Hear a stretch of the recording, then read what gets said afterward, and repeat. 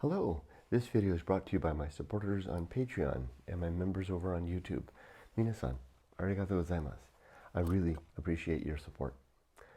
I make this video each and every day. It's called my Good Life Meditation. It's something that I do just after waking up. It's now 4:44 a.m. on the 14th day of January 2024, day 336 in my countdown to retirement. Ooh, what an exciting prospect.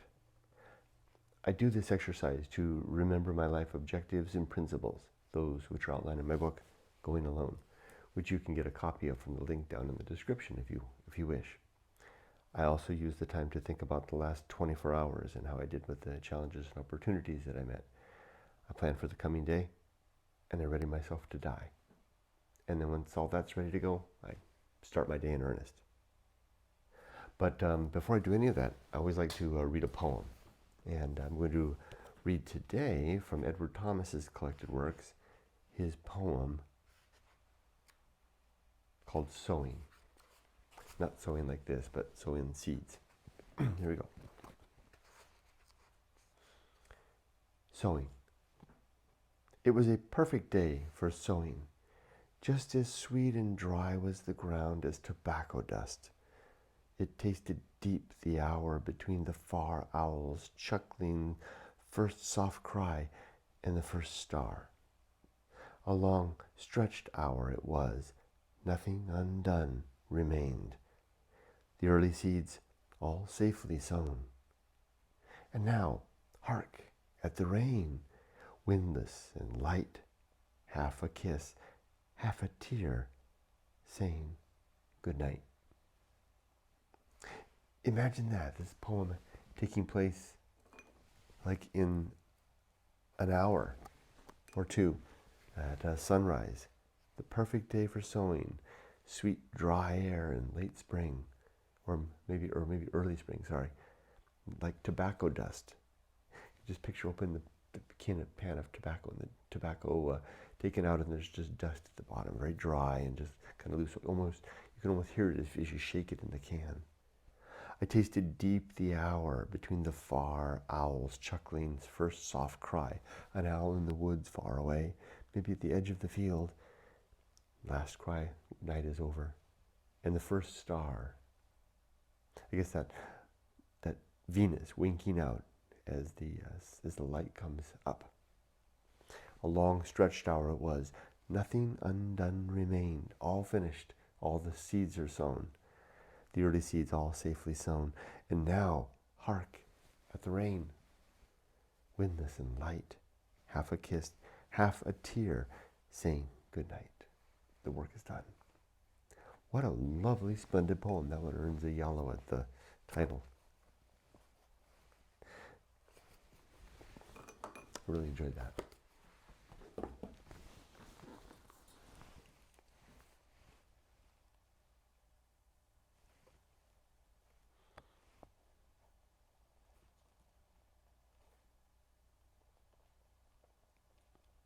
All right, let's carry on. Last night and yesterday. Yesterday was a good and productive day. Let's take a look at my checklist. How many things did I have? There were 15 items on the checklist, the personal checklist. I was unable to complete 3 of those items, which then got promoted to the next day, as is always the case. And so that you can see those same 3 on today's. But it was a very aggressive day. A couple of these things I really went overboard on, like assets on YouTube. Usually have a quota of 10. I did about 15. Shorts, I did like 6 instead of 3. It was a good, productive day. Had a nice time with my wife out shopping. We had a good lunch together. Really, it was just a splendid day. Yeah, nothing much to say otherwise. Wasn't challenged much. It was warm at the beach. Had a good swim in the ocean. Can't think of anything more to add. Let's do the good life. Today I'm going to talk about the principle called distraction before I recite the creed.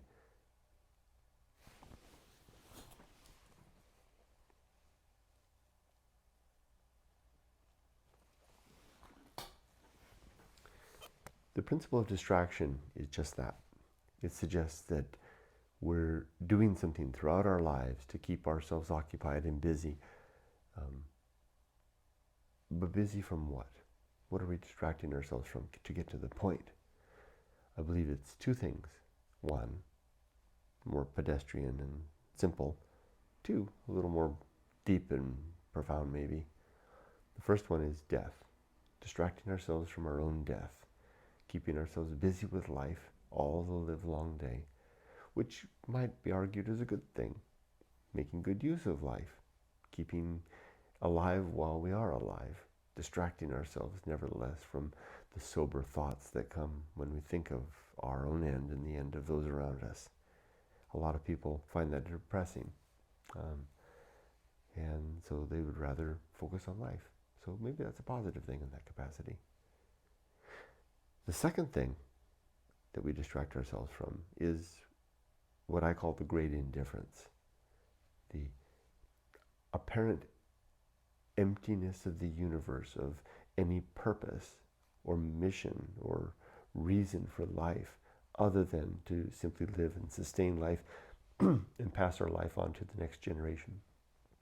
Life for its own sake seems to be the reason that we're here. No other deeper or inherent purpose. Intrinsic is the right word. Intrinsic purpose. None that I can find. That's the resultant consequence of going alone, which is the first half of my book. The going alone part. It's the coming back is the second half. We distract ourselves from that because it's a terrifying thought to imagine our lives as meaningless outside of the fact of life itself. Or is it? Well, it is, I can understand if we just look at it from that vantage point. But the second part of going alone is the coming back part. The coming back from going deep into the wilderness alone and recognizing that God isn't real, that we are alone, that there is no overarching support, or at least none that is apparent, none that makes itself evident. The universe appears to be empty of a guiding force. If that's the case, does that mean that we can't create one of our own? That's the challenge that I offer in the second half of Going Alone, is to come back from the wilderness, come back from the witness of the awful emptiness that seems to pervade all around us, and say to ourselves, the universe may not have a purpose for me other than to live and to pass my genes on to the next generation. But that doesn't mean I can't decide one for myself. Work hard to think about what's important in life, to formulate objectives for myself, to create and put together principles that I can live by towards some end that I deem worthwhile and a good reason to be alive, besides having children. And that's the thing that we can do to give life meaning that we've formulated for ourselves. For me, that meaning is virtue, the pursuit of virtue, where virtue is simply defined as activities that improve the well-being of thinking creatures. Creatures that can suffer in no pain or joy. Distraction, then, is what we do to avoid the necessity of taking on that responsibility, onboarding that hard work for ourselves, which is dear and hard work indeed. To own the responsibility for our own life's mission, to formulate what that mission is, and to categorize, to codify a creed that we can live by, to have objectives that we strive for, and then to hold ourselves accountable to that mission for the rest of our lives. No wonder a lot of people distract themselves from that kind of stuff. That's a lot of work. What do we distract ourselves with? What do we use? What is the instrument of our distraction? It's everything that we do. It's our work, it's our play, it's our family, it's our gossip, it's our entertainment, it's our politics, it's our religion, and it's our God. All of these things serve to populate the world with busyness and the affairs of our lives and the feigned purpose that we onboard by way of the institutions that we create and abide and sustain. All of these are the distractions, the very dear distractions of our livelong day. My challenge with the principle of distraction is to suggest that maybe go out, see the universe deep and long and hard for yourself. And if it prove to be inherently without meaning, then maybe instead of distracting ourselves any further, maybe do the effort to create a meaning of your own and live and fulfill and abide that meaning to the end of our days.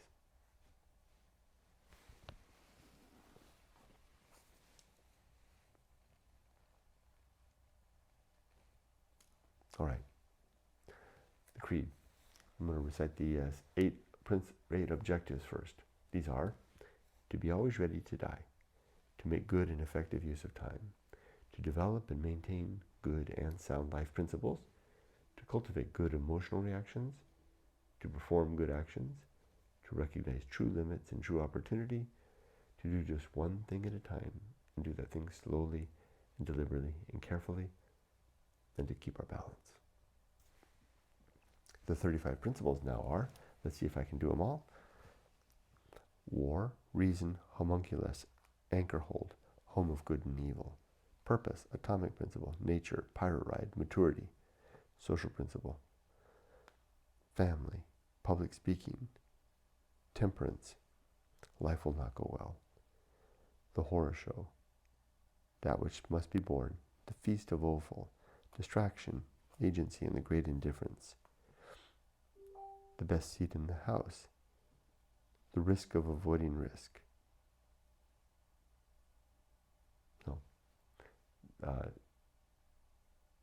The restless man, the path of wildness, the great life adventure.